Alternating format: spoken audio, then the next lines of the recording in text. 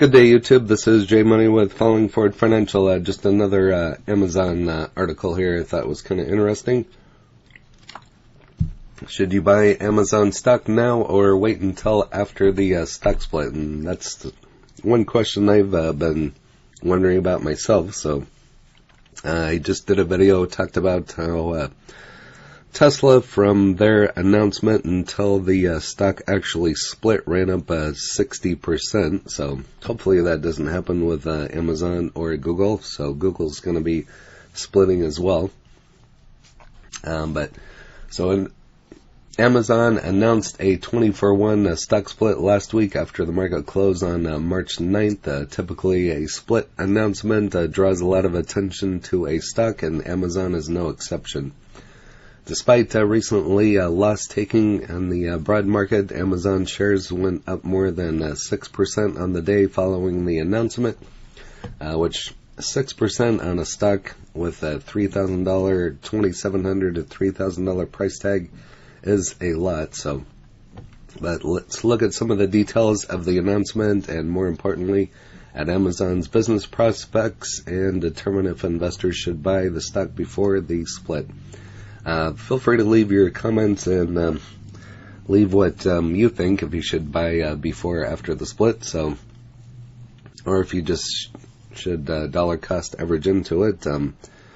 Or if you don't have $2,700 to $3,000, you can buy partial shares on Robinhood or Schwab or M1 Finance. You can find Robinhood and M1 Finance links in the description. So Amazon announced a 20-for-1 stock split. While Amazon announced that on March 9th, the move will not go into effect immediately. Management still needs to gain shareholder approval on a vote slated for May 25th, and I can't think that they would deny it or not approve it at this point in time. So if approved, Amazon will trade on a split-adjusted basis on June 6th.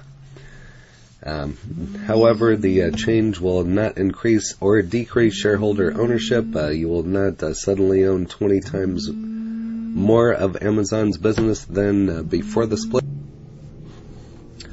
So again, if approved, Amazon will trade on a split-adjusted basis on June 6th.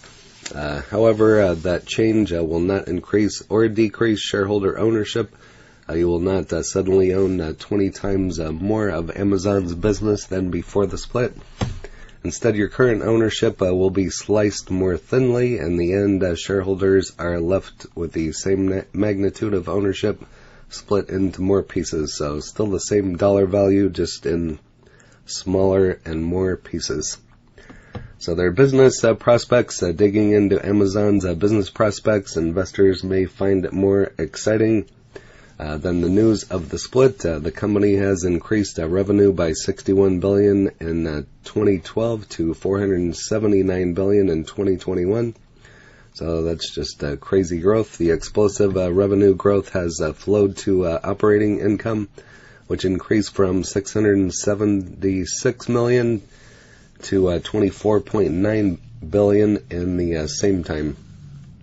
Amazon has evolved through the years, starting from a tiny bookseller to an e-commerce giant now, and much more. So not only do they have all of that, but a profitable Amazon Web Services segment. There's the Amazon Prime. The list just goes on. The annual revenue run rate is $71 billion as of its quarter ended on December 2021. With what's more, Amazon generated over $30 billion in advertising revenue in the trailing 12 months. So just one income source after another, and just totally profitable, and hitting profit on all of their income streams. And we'll see what they come up with next. So I feel they're going to compete since Bezos stepped down and started working. I think it's Blue Origin is what his satellite space company is. Similar to Elon Musk and SpaceX. I think he's probably going to be getting into satellites next, and who knows, maybe they'll have instead of Verizon, we'll have a carrier through Amazon or Tesla someday. I mean, it's just a thought. So these guys got enough money to just buy those out or create their own. So it has also crescendoed in excellent shareholder returns and earnings per share growth. In the last decade, Amazon has compounded earnings rate at a rate of 47.1%. Similarly impressive, its share price has increased by more than 1,500% over that period. So just think, after the split, if it's $140 to $150 and it splits in another, or let's just say it runs up 1,500% in the next 15 to 20 years and goes back up to 3,000, 3,500, maybe even more. So that'd be a heck of a return on this one. So their stock evaluation has been selling at its lowest price to earnings P/E ratio over the last 5 years. The market is concerned about how the economic reopening will affect sales and customer retention at Amazon in the near term. As a result, Amazon is trading at a P/E of 45, down from its peak over 240 reached in 2018. Before or after the stock split, Amazon is an excellent stock to buy for the long-term investors.